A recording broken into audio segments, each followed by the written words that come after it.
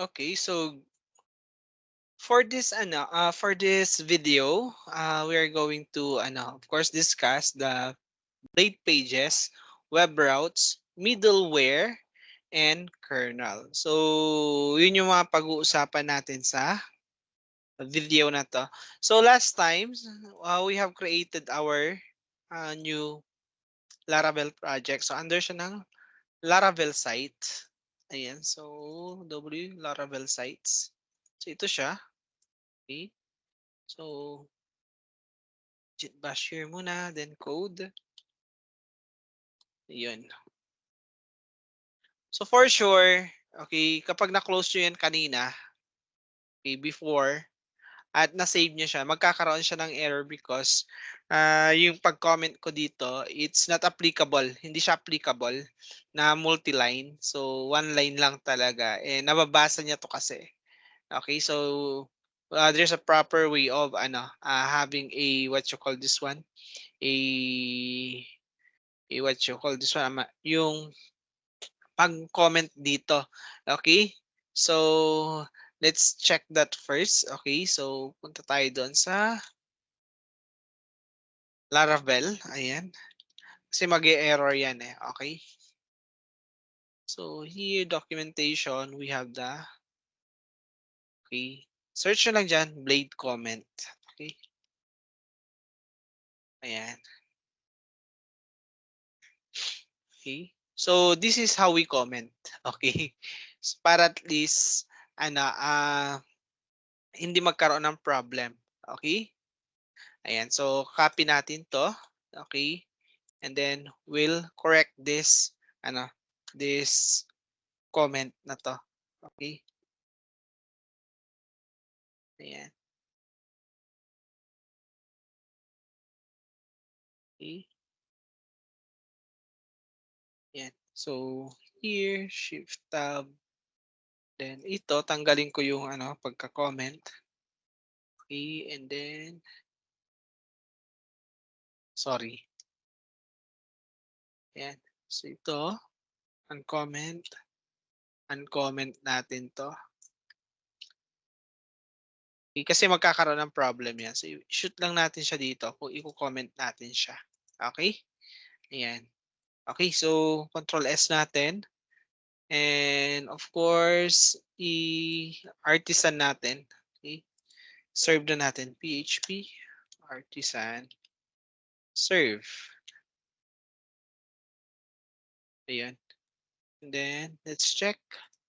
So, nawala na yung error. So, kanina nag-error yan for sure. Okay? Kasi mali yung comment tag na nailagay ko. Okay, so let's continue. So, nakaserve na yung pages natin. Okay, so next na gagawin natin is we're going to create pages. Okay, so for example, gagawa tayo ng home, contact, and services.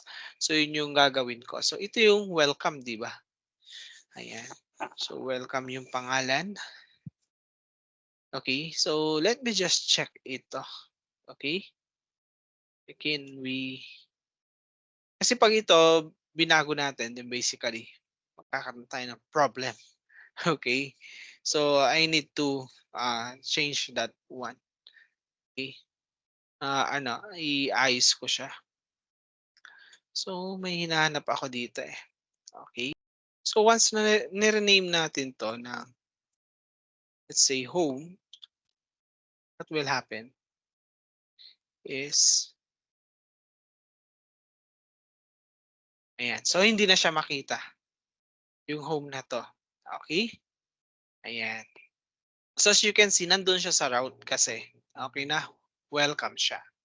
Ayan. So, we need to check the web routes first. Ayan. So, check natin sa web routes. Ayan. So, ito, papalitan na natin siya ng home. Ayun. So, I guess, in that scenario, nakita nyo na yung uh, effect nung route tsaka yung mga binabago natin na pages.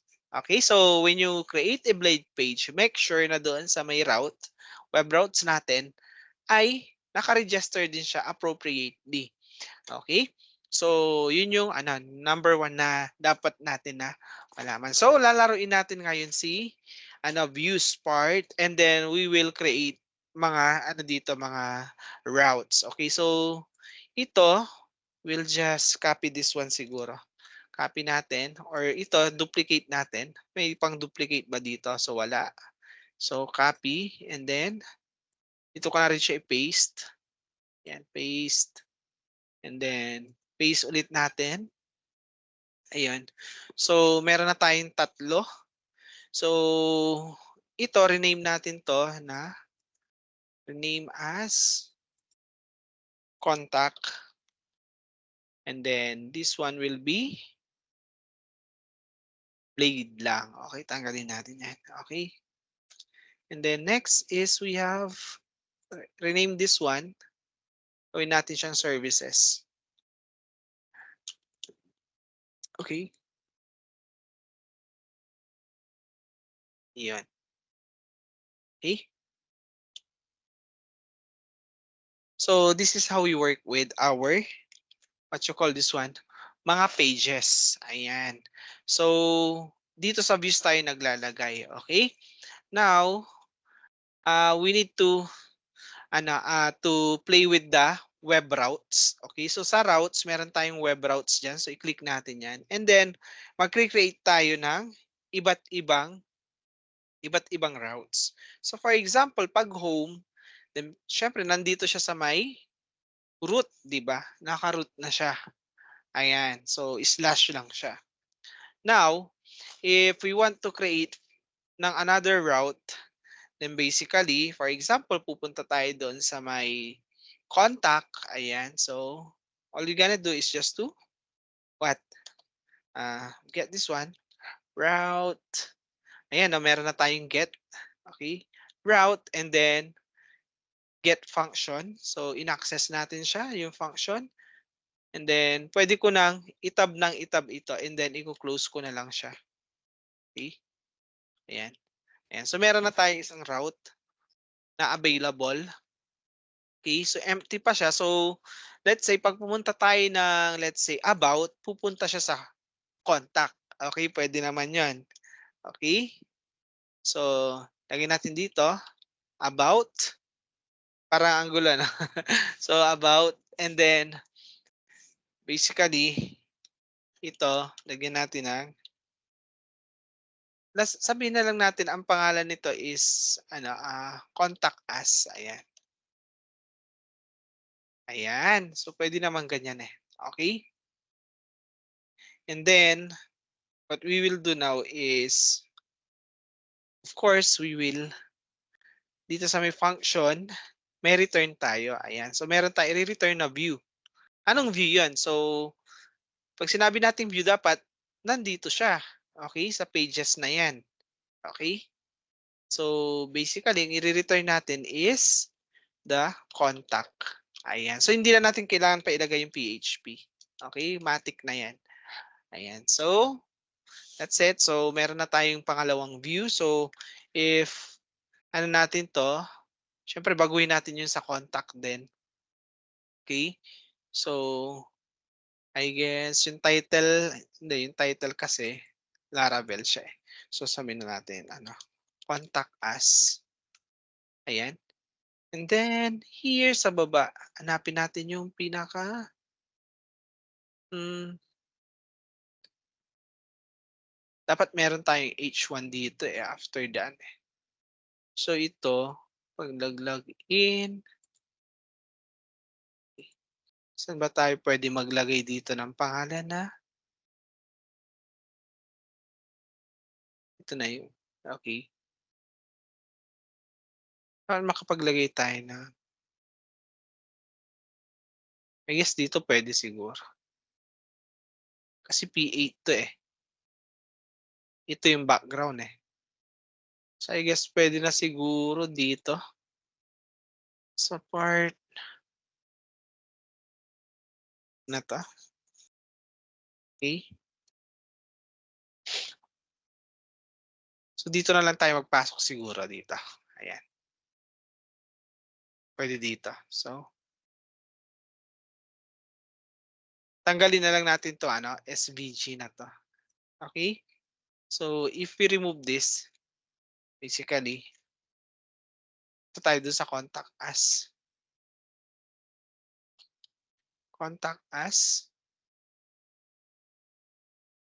ayan. So, nawala yung logo doon. So, meaning doon pupunta yung ano natin, yung ating title, okey?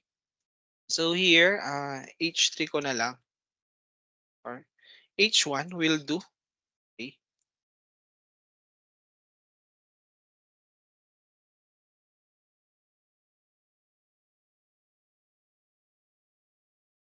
And so, dito sabihin na natin, contact us,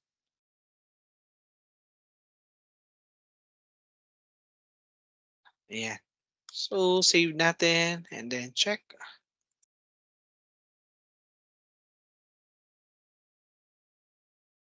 ayan. So, meron na tayong contact us doon, okey? Ayan. So,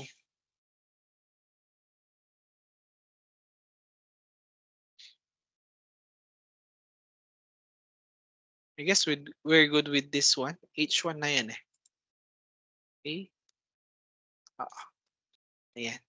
So next is, okay. Ba't parang ano, yung ang pale naman ng anyway, ganyan talaga yan, nailagay natin. So H1 siya. Okay. So sa contact yan, ha. Okay. Then next is kopyahin na lang natin 'to, and then ilagay natin do'n sa services. Okay. So ito 'yon, palitan natin. Ayan, okey. So lagay natin dito, our services. Ayan, ayan.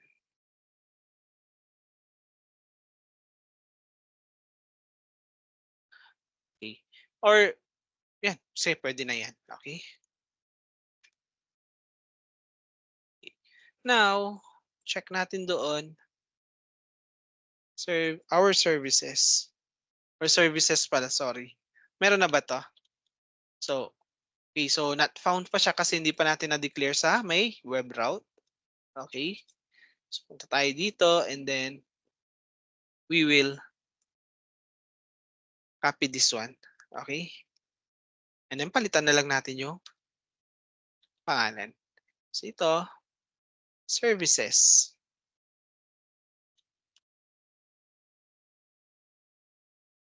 ayan, okey. Then here, lagay natin services, okey. So check natin, okey. Ayan, so meron na tayong services doon.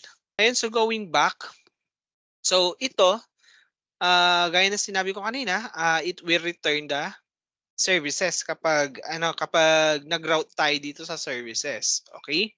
Now, meron tayong tinatawag na ano, yung mga controller din, okay.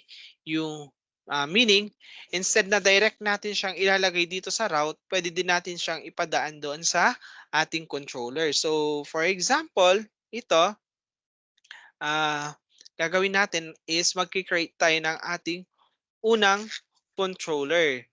But let me check kung meron na existing para at least hindi na tayo ano, tawag dito, mag-create pa. So meron naman na si controller na 'to, okay. Meron na tayong use authorized request, 'yan. So may existing na tayo, okay. But aside from that, okay, what if gusto ko i-control yung aking web API? So pwede naman nating ihalo dito at pwede naman tayong mag-create ng panibago. So ang gagawin ko na lang is magke-create tayo ng panibago, okay? So save ko lang 'to and then here sa ating git bash, create tayo ng isa pa, okay? So PHP artisan make controller, ayan. So ito yung ating syntax, okay? Or you may also check the Laravel, Laravel, what you call this one, uh, documentation, and then Hanapin nyo dito, make controller. Ayan. Okay. Ayan. Ayan. Ba't di niya nakita? Okay, control, make. Ayan. So, hanapin natin si make. Ayan. So, meron tayo ditong controller. Okay. Tingnan ko nga dito. Okay. So, may part na controller. Ayan. Ayan. Okay. So, here,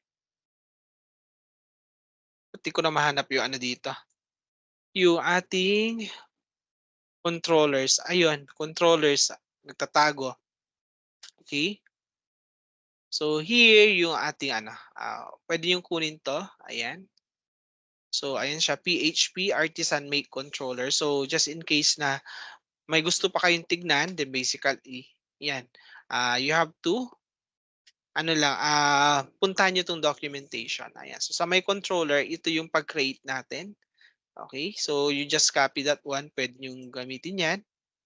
Ayan. So, actually, na-type ko naman. So, dito, pangalanan ko siya ng, let's say, services controller. Okay. Services controller. Ayan. Ayan. So, meron na tayong panibagong controller doon sa services. Ayan. So, na-create na siya. So, ang gagawin natin, i-click lang natin yan. And yung services controller natin ay in-extend niya si controller just like this. Nag-extend lang siya doon. Ito, base controller naman. Okay? So, mag-base tayo doon sa controller mismo. Okay. So, now, ang gagawin ko dito is um, I will create yung parang pinaka-service index ko. Okay? Sa controller na to. So lahat na halos lahat ng controller natin kasi meron silang index. Ayan, so ayan, so i-index ko na lang siya. And then ito yung function natin. Okay, so ano ba meron dito? It will return, okay, view. Ayan, so anong view ang i-return natin? Services. Ayan. Okay? So with that, pagdating doon ngayon sa web route, pwede na natin gamitin tong controller. Ayan, doon sa view para may purpose or ma-meet natin yung purpose ng MVC. Ayan, controller and view. Ngayon, pupunta tayo doon sa web route. Ayan. And then here, instead of this, ayan. So, ang gagamitin ko is ito. Okay? Get. Okay. And then, close ko lang muna to. Okay. So, itong function, hindi natin kailangan to. Okay? Kasi ang gagamitin natin is controller. Okay? So here, so ilagay natin yung services, controller naman dito. Okay, services, controller. Then of course, ayan. We need the class, syempre. Okay, so yung class na meron sa services controller ay available dito. So tatawagin natin lahat.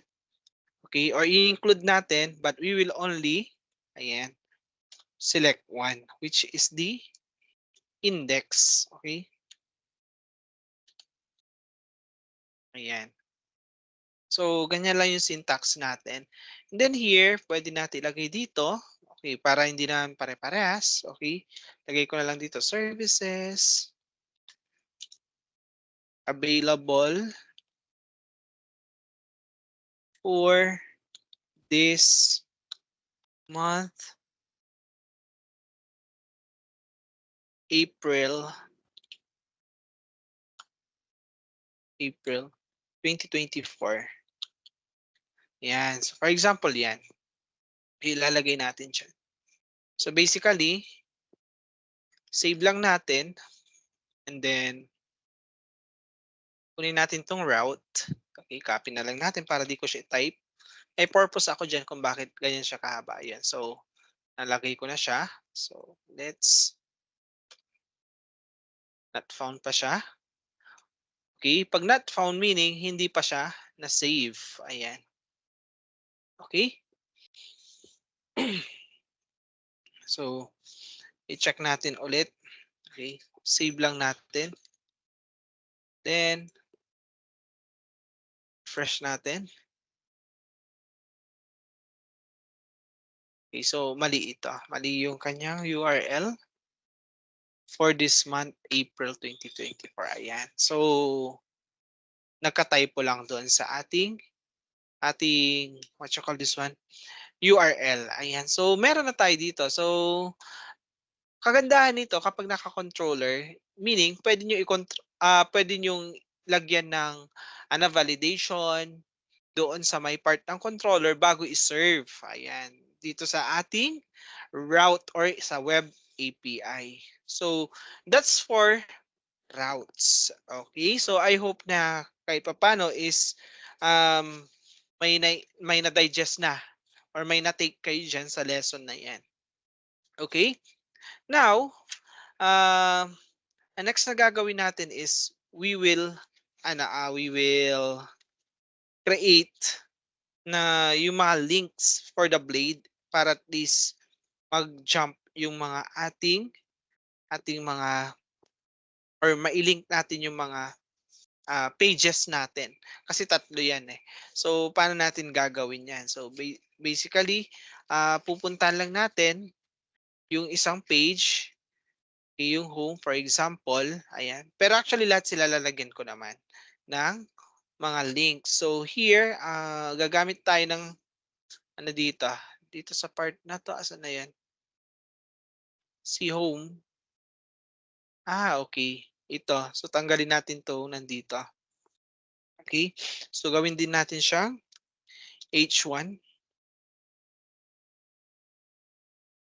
Okay. Hindi ko na ilagay yung IDE helper, eh, okey. So, para mas mabilis sana yung development natin, para i-install ko na lang siya.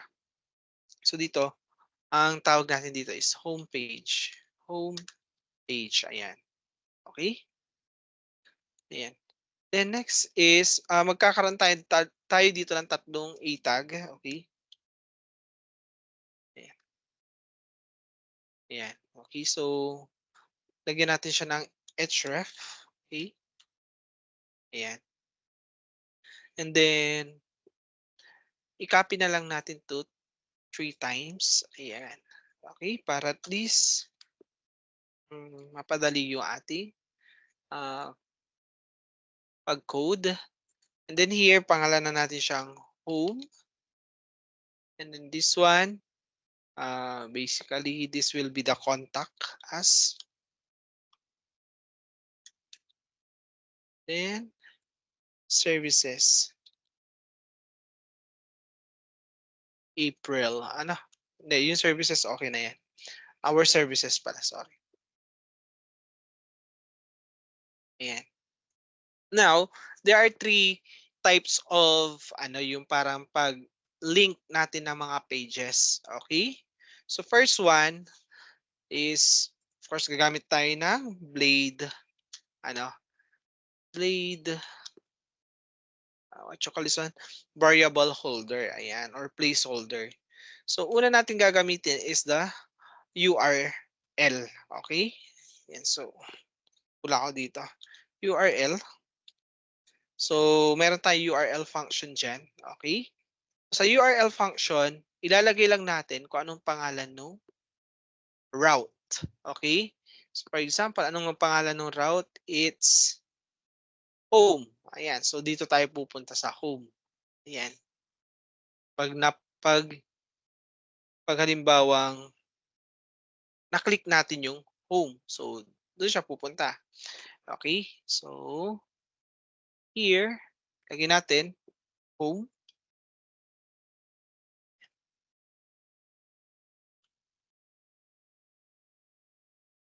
okay, ayan. Then, kapag sinave natin 'yan, If we check ito, ayan. So, meron na tayo ditong home. Ayan, ayan. So, sunod-sunod siya. Ayan. So, meron tayo ditong home. Bakit 'to? Homepage, home. Bakit kaya meron pang homepage? Okay. Kasi meron tayo doong sorry na, may H1 pa tayo kasi, okey? So, I guess tatanggalin ko na lang 'tong H1. Tanggalin ko na ba? Or puwede naman natin siguro ito ilagay sa taas. Check ko nga dito. Puwede naman. Eh, ayan. So, mas better, ganyan. Okey? Ayan. So, mas okey yung ganyan. So, pag-click natin 'to, ayan, napunta siya ng home, ayan. Pero pag-click natin si home, eh, nangyayari, home yung nakalagay doon, okey? So, wala pang route doon. So, gagawin natin, gawan natin siya ng route, okey? Okey, or ayan, okey. So, lalagyan na lang natin ng route yung home para at least mapupunta siya doon. So, save ko lang 'to sa web API natin, ayan. So, copy ko na lang 'to. Then you have home, ayan.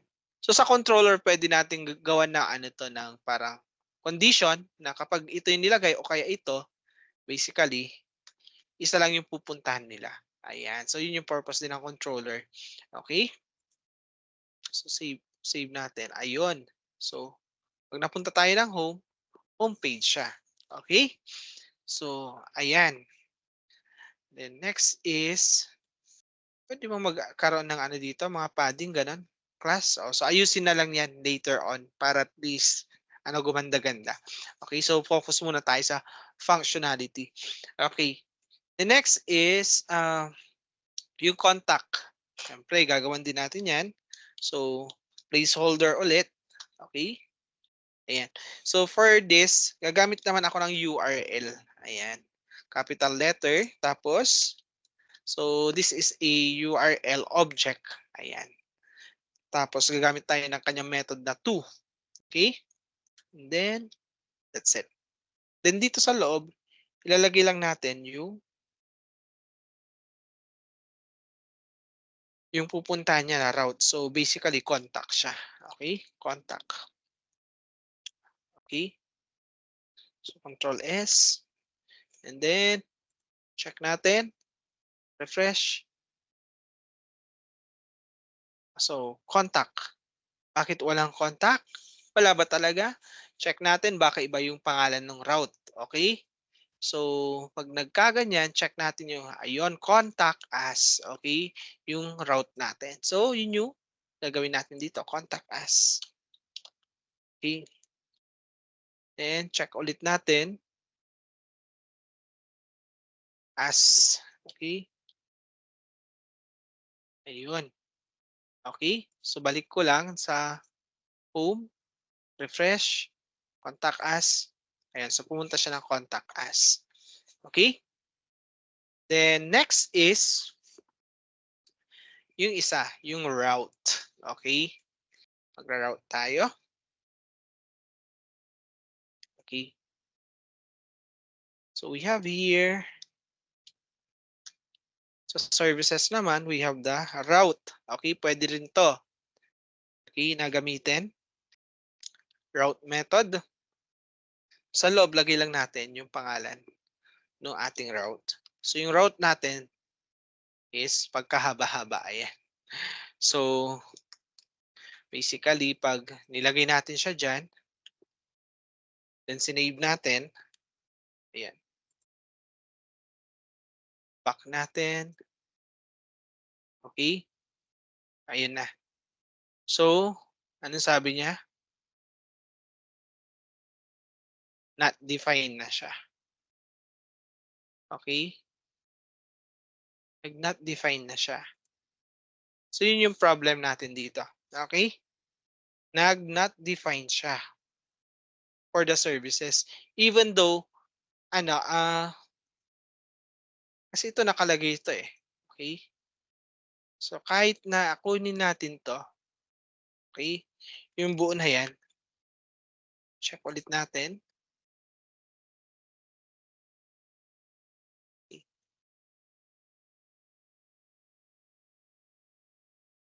So, lagay natin doon.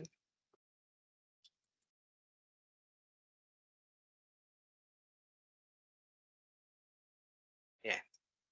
Check natin.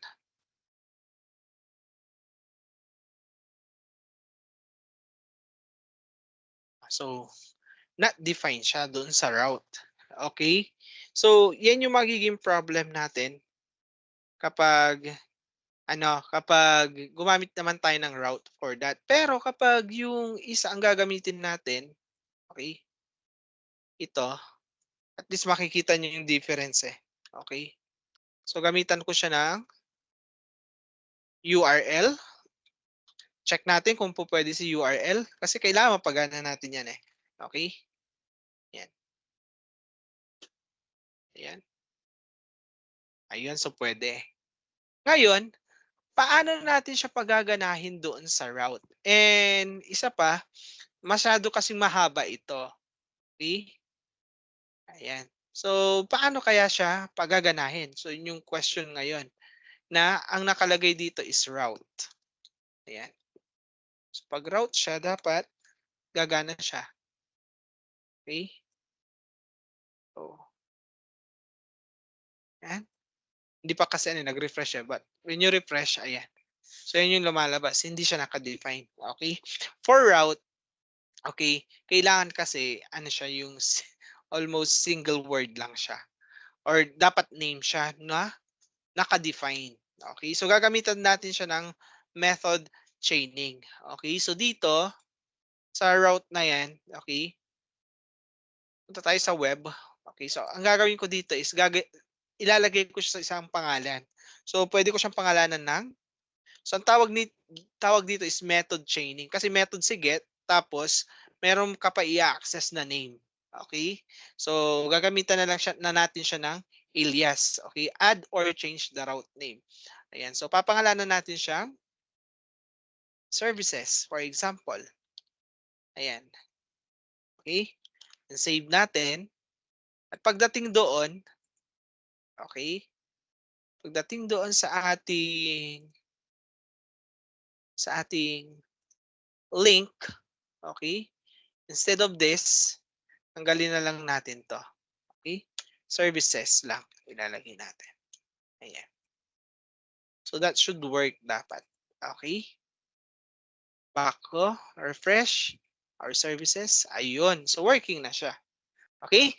So sa mga mahahaba yung mga URL, you can make use of route and the best practice is yung route. Okay, so yun yung pinaka best practice na pwede nating gamitin, okay? So ayun, so basically that's for the web route. So I hope na nakita niyo na yung differences ng mga 'to, okay? Pero if you don't want to rename yung URL na pagkahaba-haba, then you can make use of URL na lang. But if you want to, of course, gawin siyang what you call this one, yung gagamit ka ng route at lalagyan mo ng alias yung URL, then ito yung gagamitin mo. So, gawin natin dito is we will copy this and spread it across the pages na lang. Okay? Ayan. So, paste and then do kay services, paste ko din. Ayan. Para di dumikit ito, ilalabas lang natin ng konti ilalabas na lang natin 'to. Control X. Then, paste natin siya dito. Ayan. Okay. Of course, puwedeng kunin 'yan sa anong tawag dito, sa CSS, okay? Ayan.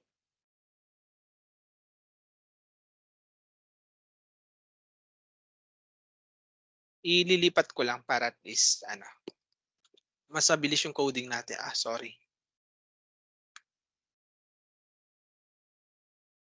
Ayan, diyan ko siya i-paste. Then check natin, refresh, ayun, home, contact us, services. So working na lahat ng ating mga links sa Laravel. Okay? Ayan. And for the last topic for this video is we have the middleware naman. Okay, paano pag yung route mo kailangan mong lagyan ng validation. Ayun, parang i-check mo kung ang taon na niya ay ganito, then makaka-enter siya. If not, then hindi na siya makakapasok doon sa page. Ayan. So, gagawa tayo ng middleware. Okay? So, dito sa atin, so we'll create the middleware. So, dito, kailangan kong hanapin muna natin yung ating syntax. Okay? So, hanapin natin si middleware. Ayun. So, paano ba yung syntax? Ito siya. Ayan. Kunin natin yan. I-paste natin siya dito. Okay? Ayan. Then, palitan natin yung pangalan. So, ang middleware is check. Okay? Check na lang. Check age. Okay? Check age. Ayan. So, yan yung ilalagay natin. So, you will validate. Ayan. So, successful naman. So, nandun siya sa middleware. Ayan. Ayan. So, ito na yung middleware natin. Okay. So, ang middleware more on validation sila. Okay. Ayan. Okay. So, dito, para mas maintindihan nyo din, meron akong sinusundan kasi dito na, na mga mga samples. Ayan. So, ayan. So, makikita nyo dyan. May mga samples tayo dyan. Okay. So, ito kasi token yung ginamit niya. Okay. Ayan. Okay. So, more on validation siya actually. So, ang gagawin ko na lang, I will create my own na lang. Okay. So, ito lang naman yung yung kanyang yung template at sa loob nito nandito yung action na gagawin. Okay? So, meaning to si middleware can perform tasks before or after passing the request deeper into application. Ayan. So, yan yung purpose ng middleware. So, balikan natin si middleware. So, dito, before natin i-return yung request, okay? Ayan. So, yung matatanggap natin dito pag tinawag natin tong check age, basically dadaan siya diyan, magpa-pass in siya dito. So, request siya actually. Okay? So, request. So, if ayan. So, dito I will ganyan na lang. Ayan. Ayan. So, dito ang gagawin ko is I will check muna. Okay? So, the request. If the request, okay, request this ilalagay natin dito. For example, tawagin natin siyang okay.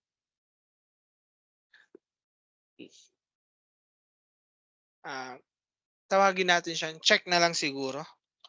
Check. Okay, check age. Pwedeng check age. Wala namang problema. Pero pwede ding check na lang. Okay? O sige, check. Check na lang yung ilagay natin dito. Okay? Or check age, pwede naman. Wala namang problema. Okay? Ayan. Check age. And then, dito, if lesser than or lesser than or equal to 18. Ayan.